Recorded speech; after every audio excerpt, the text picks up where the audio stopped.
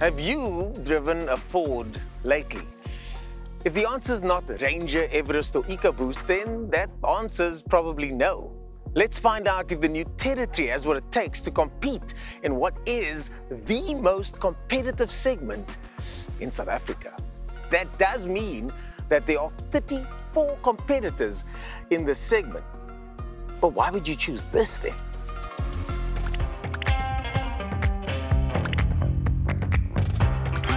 There are 7 colors to choose from in 3 levels of trim. This is the top spec titanium that I've just only now got my hands on. And on this one, you can get things like adaptive cruise control, panoramic moonroof for 721,000. This includes the optional service plan. The styling, as you can see, is quite conservative, and I think that's by design. It doesn't shout as loudly as some of its competitors, and that means it might give it longer legs in the market. It's front-wheel drive, so its biggest party trick is that it doesn't have a prop shaft or differential at the back, which means you have plenty space on the back seats. The boot is reasonably sized too, 448 litres or 1,422 litres when you fold the seats down. And the middle and top spec models have power tailgate.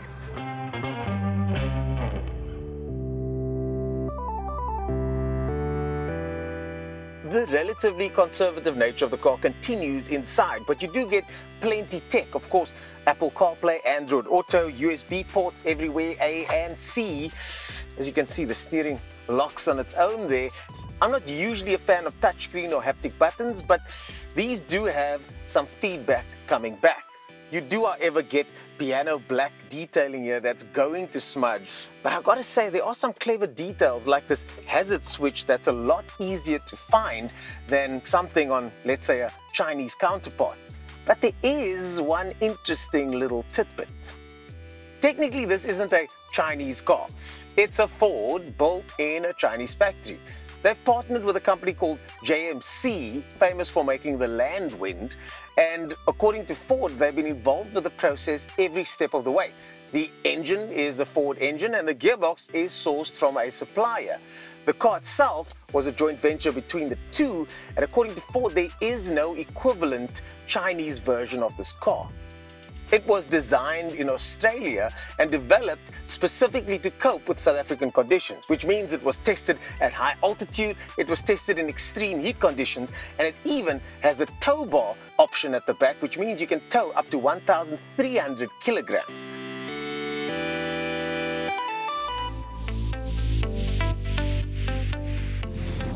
So let's start with the power figures as we hit the road. 138 kilowatts and 318 Newton meters of torque, thanks to a 1.8 litre turbocharged engine, which means that there is always enough. The 7-speed gearbox is effective, fast when you need it to be, and unintrusive when you don't need it to be. Fuel consumption on this vehicle is not going to be that low. I'm getting between 7.5 litres per 100 and 8.6 with highway driving. So expect to get between, I would say, 8 and 10 litres per 100. Depending on which grade you get, you can get adaptive cruise control, which is really nice for managing long highway driving like this. There is also lane keep assist, which I'm not too big of a fan of, especially not on this car. So test it out and see what you think.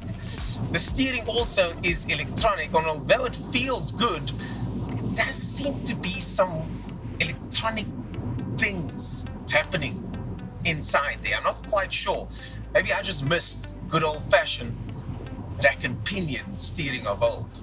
When it comes to safety, the Territory is equipped with 6 airbags across the range, and this top spec model has a list of safety features like letting you know when somebody's walking past your door, or if a car's coming past your door when you open it. It's got blind spot detection, and again, the automated system lets you know if anything bad is happening in front of you.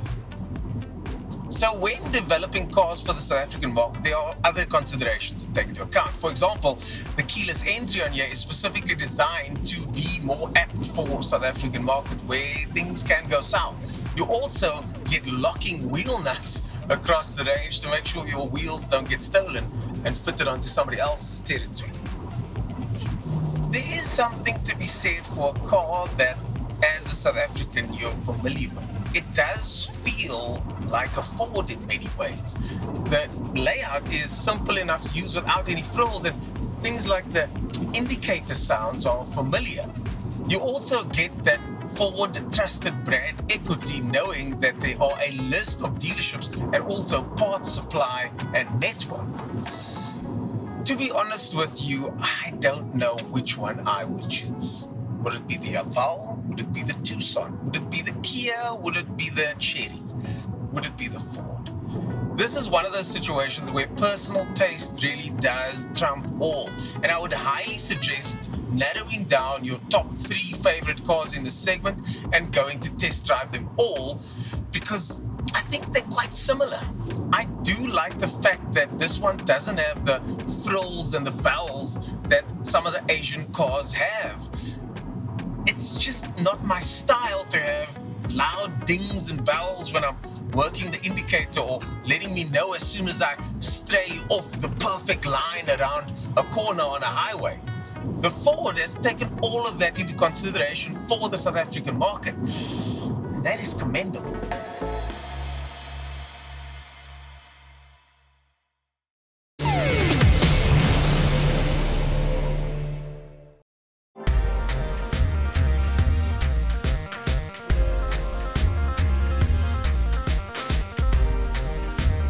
You're watching Ignition GT. Welcome back. Before the break, Ernest gave us his impressions of the new Ford Territory, a car which, like its predecessor, has a curious international lineage. So the question is, will it too find favor with South African car SUV buyers? Gentlemen, I'll start with you, Colin. I mean, I saw it, not in the metal, but I think just looking at the car, it felt very Chinese to me. The Ford badge is there, but it doesn't really speak to what Ford has, sort of, you know, their DNA. What were your first impressions of the car? I think you've got to have a look at it in a slightly different way. It's made by a Chinese automaker in China, but it's made to Ford specifications. So it's not a Chinese car with a Ford badge. Yeah. It's a Ford car built by a Chinese company. I like the Territory. In driving it, I liked the way it was put together. I liked the way it felt. In most of the critical areas, it felt like a Ford to me. Let's go to you. What are your driving impressions? I mean, I know they have a new 1.8 engine, 4-cylinder in the Territory. So I think the engine is one of the most interesting things about the new Territory, because I think you always have to kind of look at the market and to put things in perspective before you can really kind of get a good understanding of it. And when you look at this mid-size SUV market, what I was impressed by with the Territory is the fact that there's only one engine and it's available to every model in the range. And at that, it's quite a powerful engine. We're talking like 138 kilowatts. I think it's 318 Newton meters. That's a lot. Yeah. So for the Ford to have this engine available across the range is quite a big deal. And That's I think it true. makes it quite attractive from a price point. Yeah, and let's talk a little bit about that price point. I mean, it comes at just under 600K to just, what, under 700 for I the believe top it spec, starts eh? at, it's 576,000, I Yeah. believe is the starting point. And when you look at, its competitors, gentlemen, what do you think, or how does it fare with its rivals? Do you think it's fairly priced for what you're getting? I think the pricing is about as attractive as they could, as Ford could get it. What is nice is there are 3 varieties. There's the Ambiente, which is the baseline. It's still got quite a high level of specification, and it's got all the necessary safety and tech spec. Correct. Let's talk a little bit about, your styling impressions. Are they similar to Colin's? Because I do feel like the car is resemblant of, the Chery Tiggo Pro 8 a bit. What were your thoughts? I think the styling elements are there. I think especially the sort of quite large, sort of prominent chrome grille that you see is quite eye-catching. But in a way, it's almost like, is that something unique to Chinese cars anymore? Like, yes, Chery, Moda and all that, that's very prominent for them, but it seems like a sort of more general styling trend that's started to emerge. And frankly, for me, I actually quite like that the territory, I think, is relatively modest in terms of styling. Like, yes, the front end looks quite nice and all that, but I think you look at some of the other SUVs in its segment, I think there are ones that are like more sort of going out of their way to sort of catch your eye. And of course, talking about those other SUVs, I mean, you'll always find a car that's cheaper, more good looking. But as a package, Colin, would you put this in your garage? Oh, very definitely. And you can't get away from the fact that it has possibly some of the best rear seat legroom I have seen in a car of this size. Eben Etzebeth could stretch out in the back seat of that without a problem. And there is still large boot space behind that. And that's exactly why we love SUVs, especially here in South Africa.